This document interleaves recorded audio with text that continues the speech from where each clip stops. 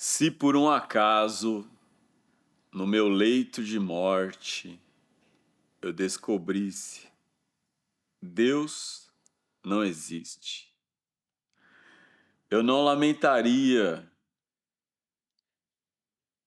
por ele não existir, eu não sentiria um erro em ter acreditado em Deus. Eu muito mais entenderia que o erro estaria nele em não existir do que em mim por crer.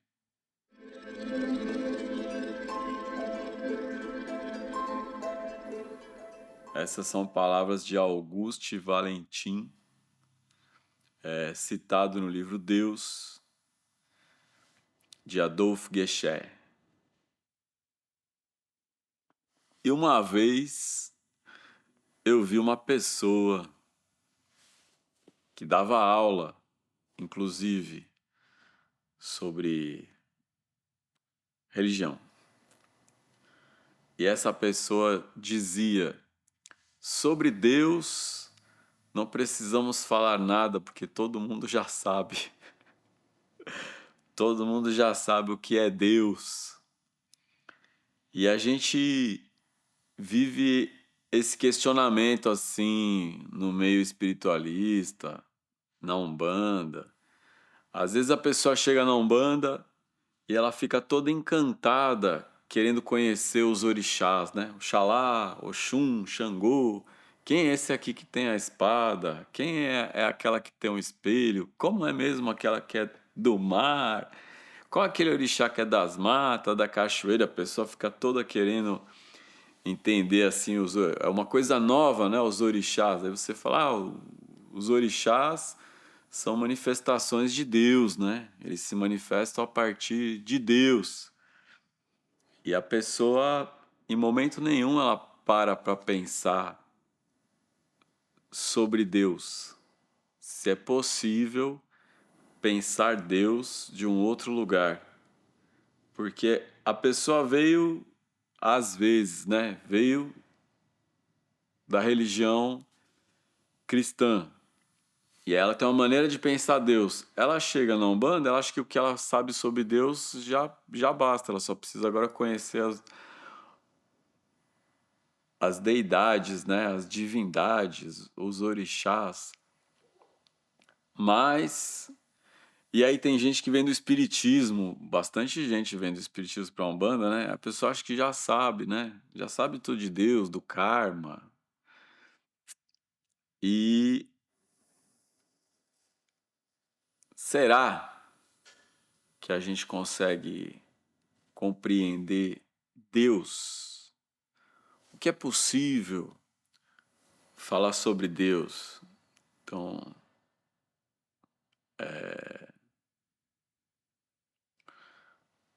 hoje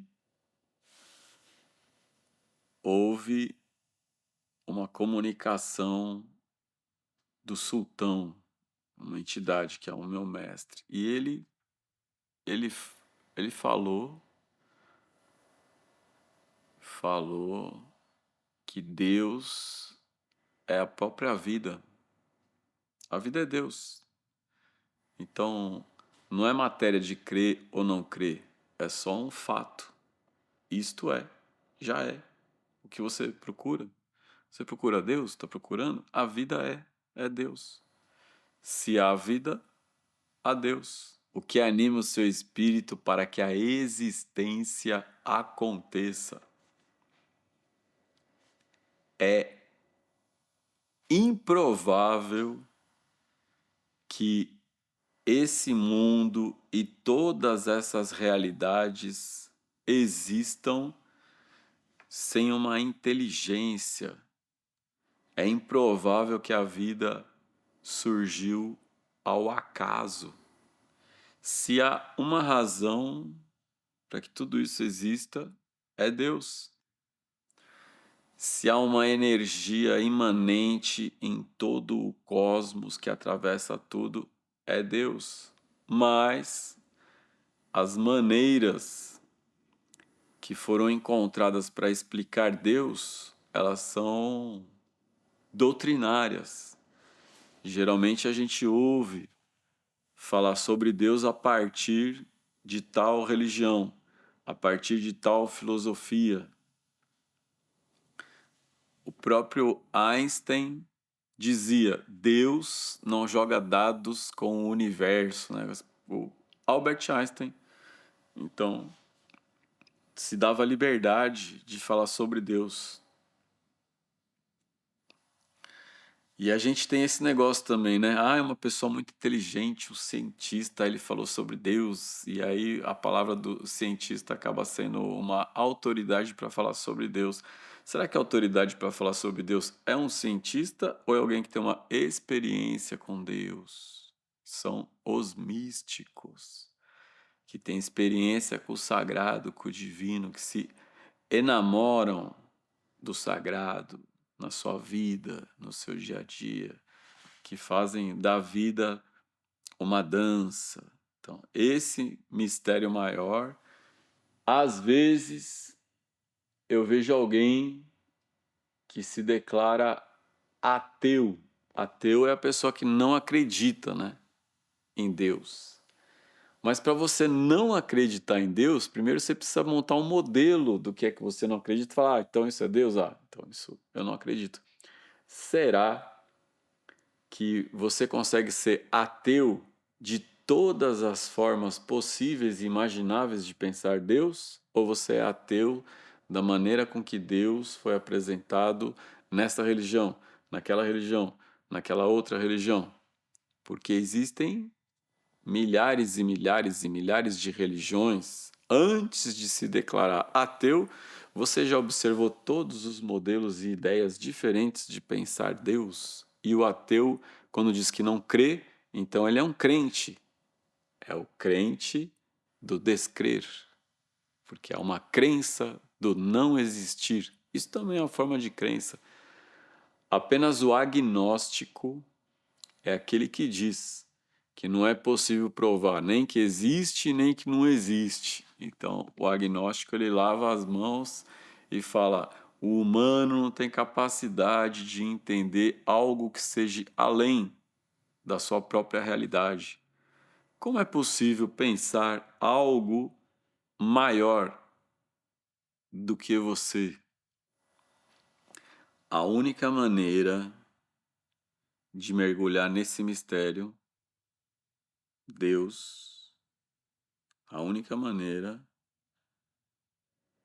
é por meio de uma expansão da consciência, de uma percepção da natureza, de um mergulho tão grande onde você se confunde com ele, aonde tu és isso, como diz nos Vedas, tu és isso.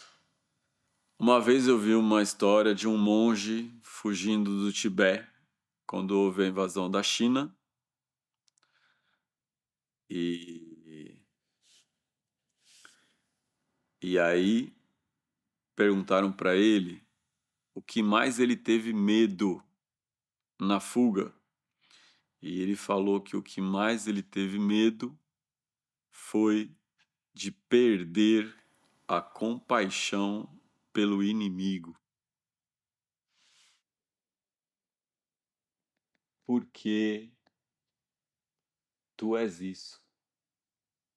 O inimigo e o amigo é você. Deus habita em todos e em você. Então, aceitá-lo incondicionalmente, com todas as suas nuances, sem julgamento, apenas observando como é a sua realidade, Deus, como ele habita no seu íntimo, como ele se manifesta a partir da tua alma, aonde ele toca. Isso a gente chama espiritualidade. Ela está o tempo inteiro transbordando a presença do sagrado, a presença do divino, Deus, Como é que ele toca tua alma? E aí, quando você adentra esse mistério, você entende: Deus não é matéria para se explicar, e sim para sentir e viver. Não é possível explicar. E o mais encantador é que quando você chega nesse lugar, não existem mais perguntas. Quando você tem uma experiência com o sagrado, aquele monte de dúvidas deixam de existir. Eu sou Alexandre Comino e esse é o meu canal falando sobre Deus, espiritualidade, incorporação, muitos outros assuntos. E aqui tem uma tecnologia, né? A gente está no YouTube, tem uma tecnologia aqui de você se inscrever no canal, mandar esse vídeo para um monte de gente. Será que essas palavras podem fazer do seu mundo um mundo melhor? Eu acredito que sim, porque aqui no meu tá ótimo. Então, vamos levar um mundo melhor para nossa realidade. Gratidão, Axé, Rossalva.